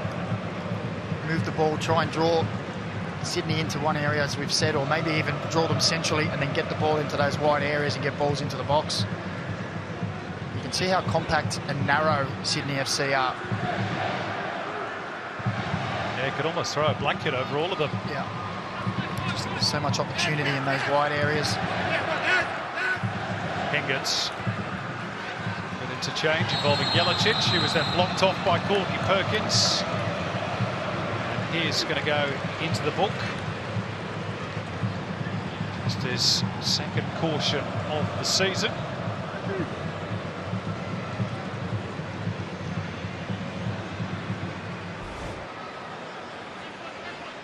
Well, pretty obvious, that one. It was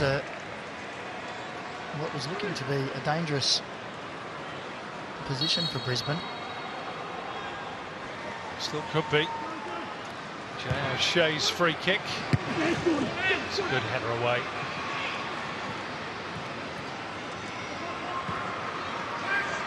O'Shea. Leaves it for Henry Hall.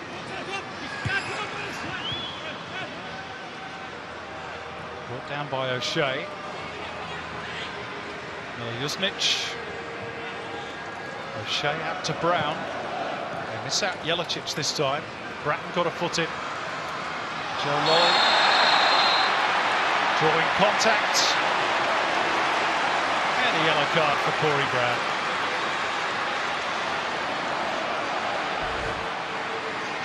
No complaints there from Corey Brown. Clearly. I'll tell you what, Henry Hall made sure that the job was complete as well, didn't he? Want to book both players there, Adam Kersey. To be fair to Henry Hall, I think he just got caught up in the whole collision and went down as well.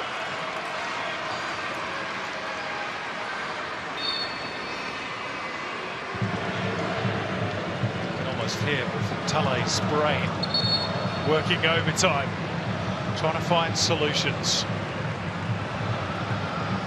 Given the circumstances, a point would not be the worst result. Keep their unbeaten run going. Wouldn't do anything for either club's position on the league table.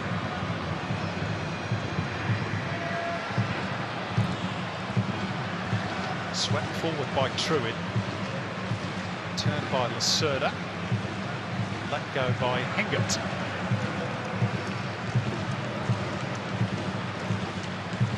Brisbane have a home game against Macarthur next week.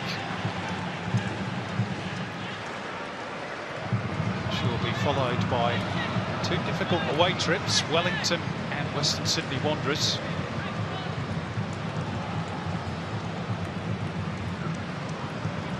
Sydney, as mentioned, have both the top two teams to come next. Wellington away and then the Mariners at home. That's how it sits at the moment. The Mariners are well clear of the other game against Macarthur. They're going to go top tonight. Brisbane would stay in 8th if it finishes this way. Foul on Ryan Grants, and Adam Kersey just delaying for a moment, just to see if Joe Lolly could gain an advantage. Well, what a point does do for Sydney is all the other teams above them have played an extra game. It will move them within 3 points of Melbourne Victory in 3rd place. Might get better for them. Lacerda at the back post. Brisbane look to spring forward. Lofthouse through the legs of Bratton for Miliusnic. Oh, and Caceres with a bit of a naughty challenge on Miliusnic.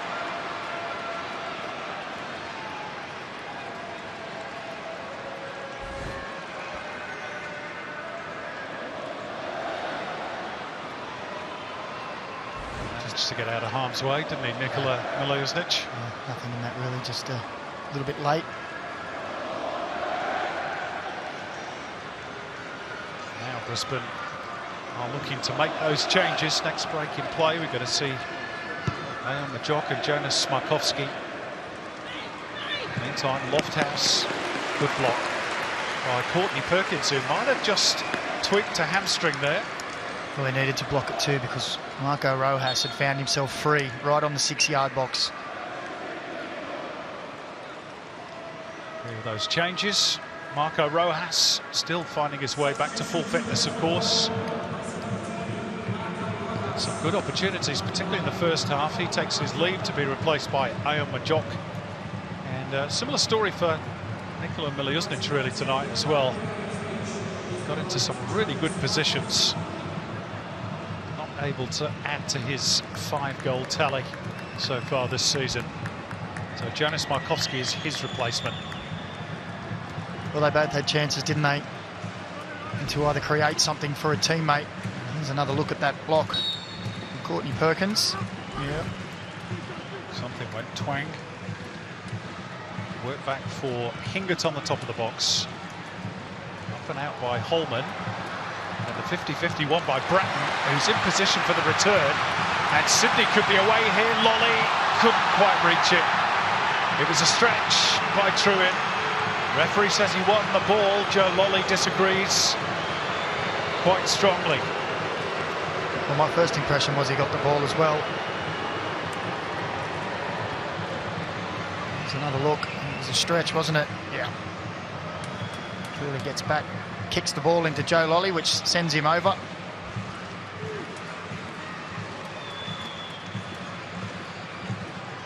O'Shea.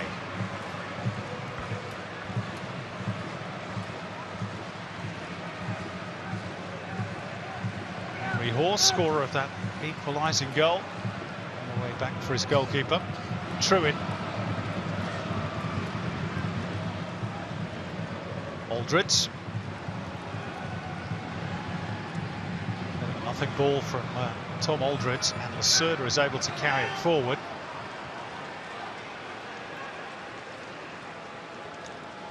I'd imagine there are one or two tired legs in the Sydney FC ranks in particular. They've played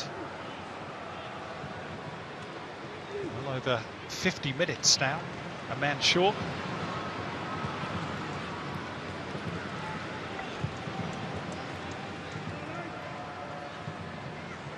Hingert,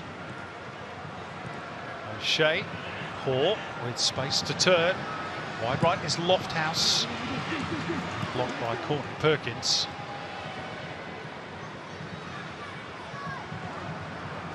Still not moving entirely freely, and that means that Lofthouse has got away from him, and he's still good enough to get back and make that last-ditch intervention. He's running on empty, Jordan Courtney Perkins. Well, he shouldn't have had the opportunity, because Jez Lofthouse, he just dawdled a little bit there. He took the extra time before he picked his cross out, and that allowed Courtney Perkins to get across and get the block in.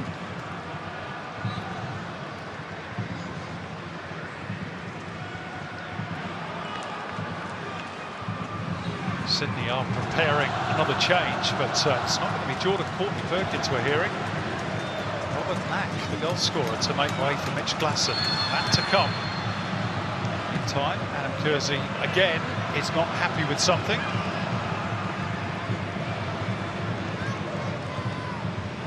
It's Tom Aldred and Courtney Perkins again. They've had an ongoing battle at every set piece, haven't they? Tom Aldred still couldn't hit the target. Let's see if Jay O'Shea can hit him from this corner.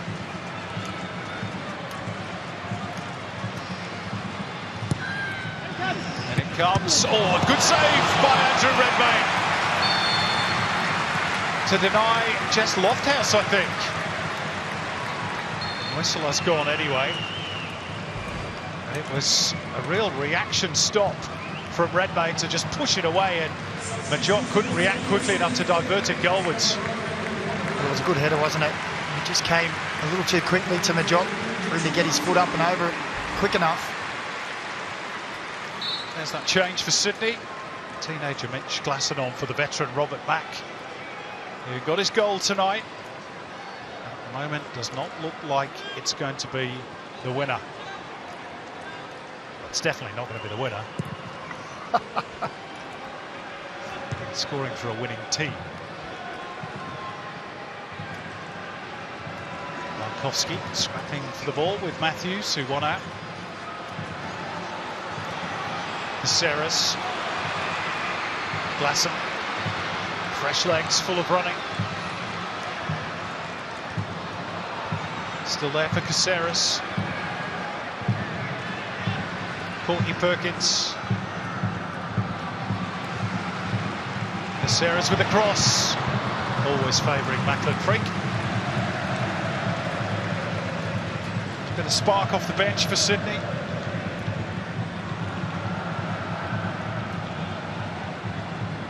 Well, both coaches turning to their younger attackers, looking to provide some kind of spark to break the deadlock.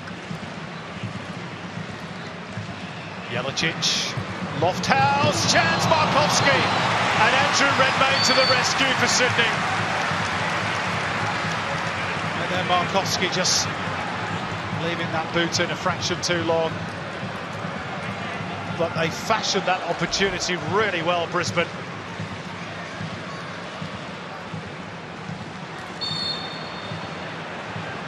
It was nice football, wasn't it? And through the middle.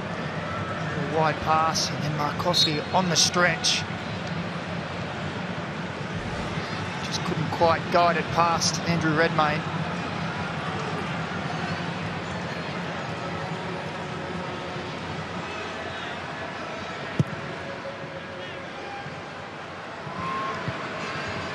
Good find by Lolly. Glasson run out of it though by Truin.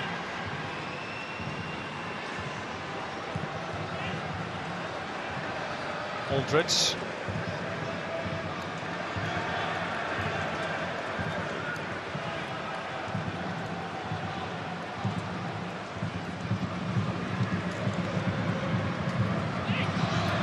Truitt. Brown. Truitt back through Jay O'Shea. Aldridge. And for Hingert.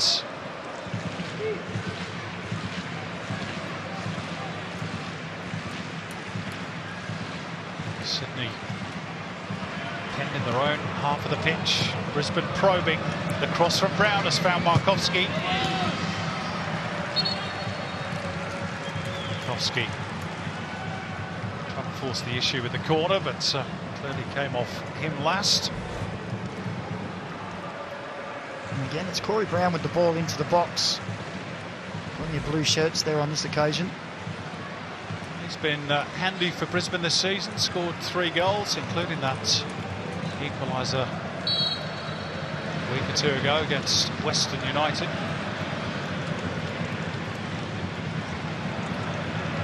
Well, I've liked what I've seen of him so far. Makes a nuisance of himself around the box. Father John, of course, was a handy player back in the day. 19 caps for the Socceroos.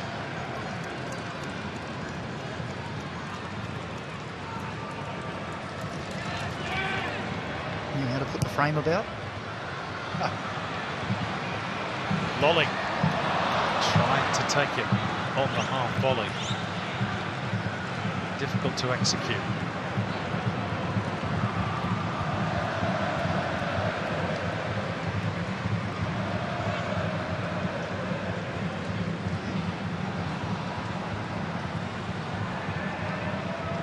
Aldridge.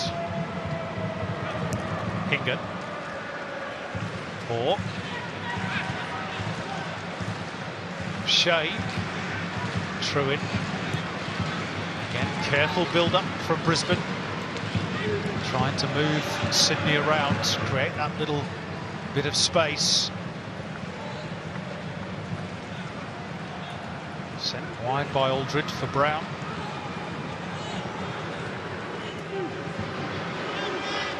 O'Shea.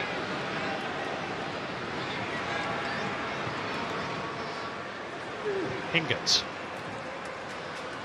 Henry Hoare. And Majock. It's well defended by Lacerda. And then a foul on Lolly by Jack Hingert. That's the Paramount Plus player index marks so far tonight. Henry Hoare, top of the shop. Well, he's been busy, hasn't he?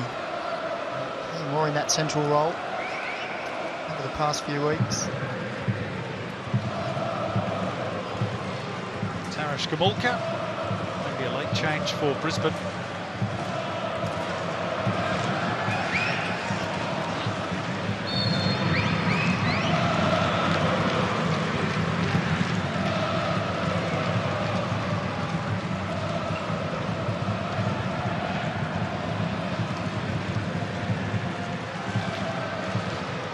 Some late drama at Allianz Stadium. Ooh, almost a clash of heads there. In fact, no almost about it. It was. Luke Bratton's come off worst. That little set to with Henry Hoare. Well, it just sat up in the middle, didn't it? Both brave. Which I'm not sure there was a clash of heads, but maybe just a little bit jarring to the neck of Luke Bratton.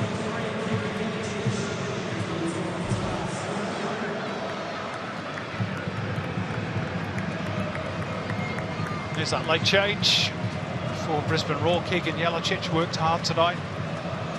Takes his leave. And Tarash Gamulka is his replacement.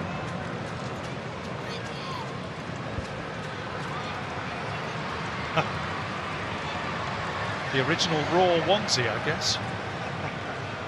Bit of a warm day to be wearing a onesie. Yeah.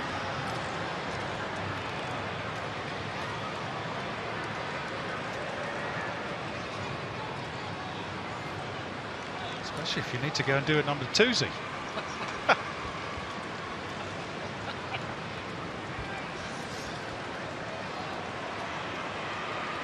Good to see the kids enjoying themselves.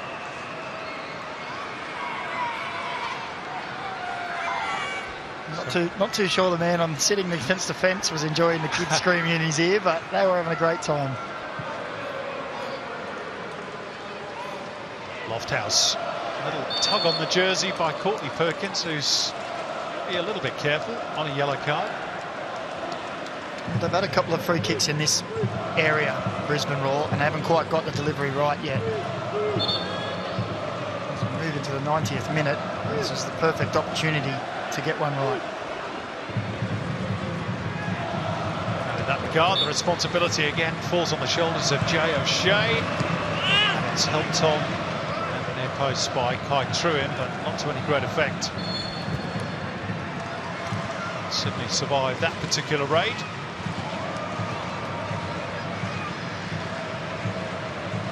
We're going to see Joel King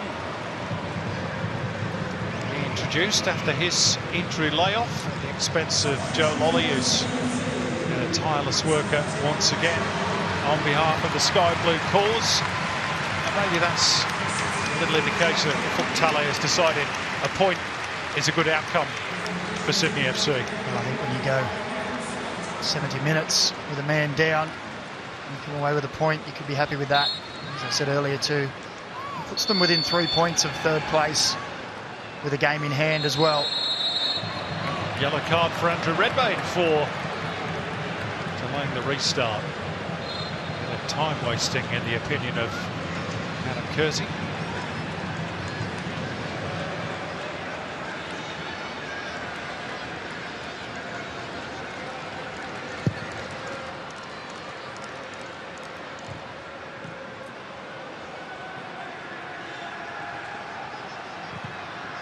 Courtney Perkins getting the ball forwards. He's done well to get through the 90 minutes. Looked to be very proppy about 10 minutes ago.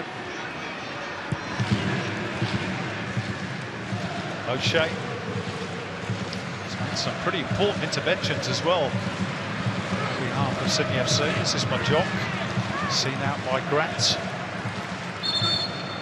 5 minutes of stoppage time to be played, and we're into the second of those already.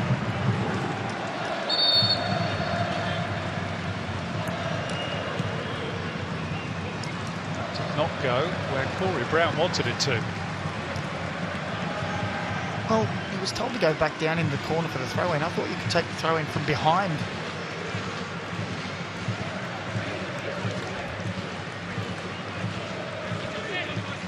Yep, that's my understanding of it as well, but good, just checking. We might both be wrong, of course. Won't be the first time. Happened before, yeah. Glasson.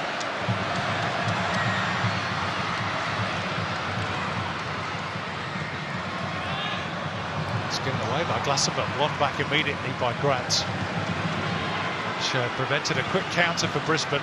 Courtney Perkins, Joel King, and that'll be Macklin Fricks. There are roughly 2.5 minutes to run.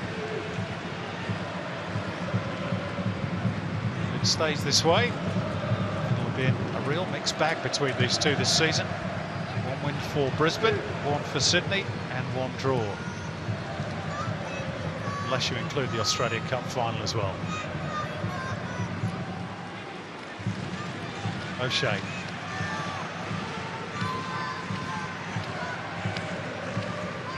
Lofthouse. Hingert. O'Shea. Yeah, nicely there, Jay O'Shea.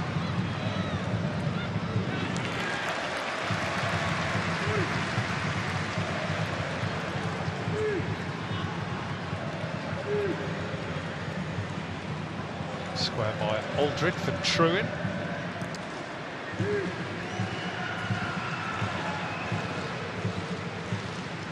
O'Shea. Henry Hall, all wrapped up by Brett. Breaks nicely for O'Shea. Sydney really are, to coin a phrase, parking the bus in the last minute or two. The 10 men, they've worked really hard to try and get a point. No way out for Bratton though. Stolen by Hoare. And a little reverse ball to play in Markowski. And there is Courtney Perkins again. How many of those has he made tonight? He's been fantastic. He's got Joel King on the outside of him now in a 5 to help him, but they went past, and there he is again. Look at him. You said it, Simon, about 10 minutes ago. He looked to be sucking in the big ones, but he's still there.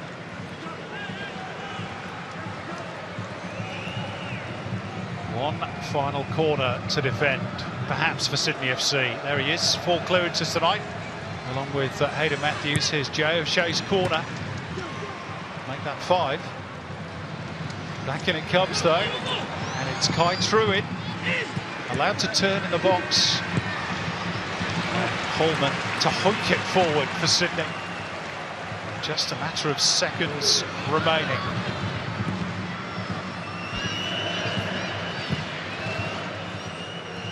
One final Brisbane raid, perhaps.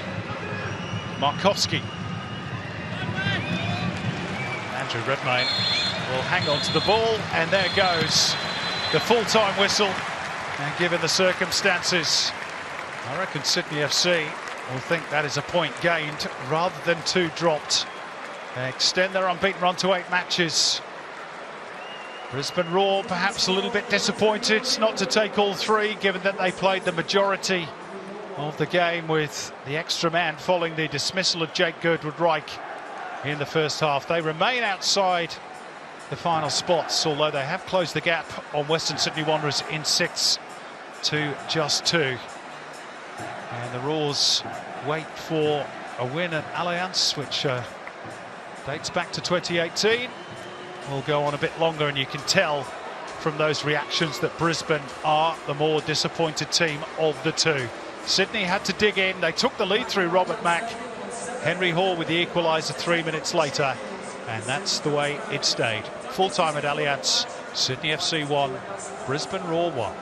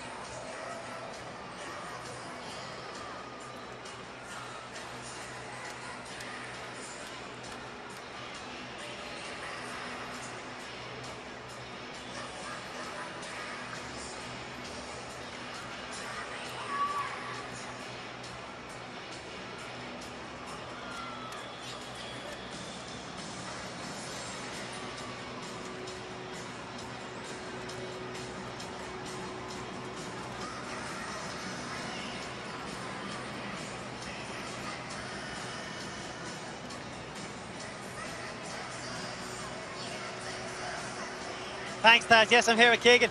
Keegan didn't quite get the win, but a great performance from your boys today. Yeah, probably should have come out with 3 points there. Like, we created plenty of opportunities, but just couldn't find the finishing touch today. Yeah, you took on that Sydney press in the first half. Everything seemed to be going your way. You just couldn't put the ball in the net. And then I suppose you probably would have been demoralised then once Sydney get their goal. But 2.5 minutes later, you got the equaliser, and then you're pushing on from there. Yeah, a bit disappointed they score one of those goals, and we just have to bounce back from it. But boys did well. We pushed through, just couldn't find the finishing goal at the end of the day. So talk to us about the environment that you're playing here on the Reuben. Everything seems to be gone. I mean, you're pulling up stumps now at the moment. You're playing well. You're probably not getting all the results that you want, but certainly it seems like the atmosphere is lifted. Everyone seems positive. You're excited to watch again. Yeah, it's a positive environment. Like, he's always instilling us to just play good football. Like, we're not trying to just thumb balls along and just defend for the game. So he's just wanting us to play good football, play entertaining football for the fans, and yeah, it's a very good environment to be in. Well, you keep it up. Well done today. Congratulations.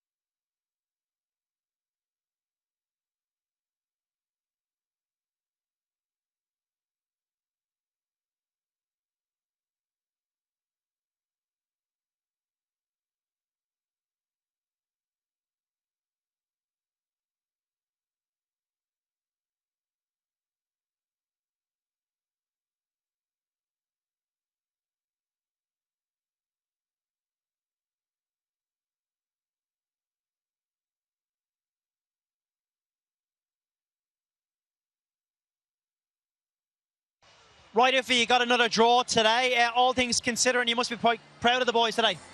Yeah, a very big effort from the group, playing with 10 men for a long period of the game. Going 1-0 up, probably could have snatched it, and then conceded pretty much straight after. So, look, at the end of the day, it is what it is. For some reason, we tend to play with 10 men a lot with I don't want to say his name, but at the end of the day, it is what it is, and we walk away with the point. Obviously, when you went down to the 10 men, you had your best period, it seemed, before maybe the last 10 minutes of the first half, and certainly the second half you started a lot stronger. What was the thoughts in bringing Bratz in there and Gomez off? Yeah, look, we needed to have three midfielders that could have legs to cover the ground. That's why we brought to Bratzy on, and we obviously had to make a tactical change with Fab coming off. And we thought that Robbie and Joe would give us some legs going forward in transition, and I thought they did that well at times. And we've got a goal, and Robbie scored a nice goal, in fact. And then obviously when Robbie ran out of legs, we had to make a change again. But look, tactically, I thought the boys were very good, especially with 10 men, and I think they did it previously when we played against Victory, and against tonight against this afternoon against Brisbane. You looked it's so dangerous when you came forward. It doesn't matter how many people you have on the park, of course, but just that quick lapse of concentration, I suppose, when it came into it. But again, you're 1 point further on. You still got the game in hand. You come up against Phoenix next, and then Mariners, I suppose. So again, moving forward, it's a positive point, all things considered. Yeah, definitely. If you're 10 men, if you can't win it, definitely you don't lose. We get that point, and we look forward to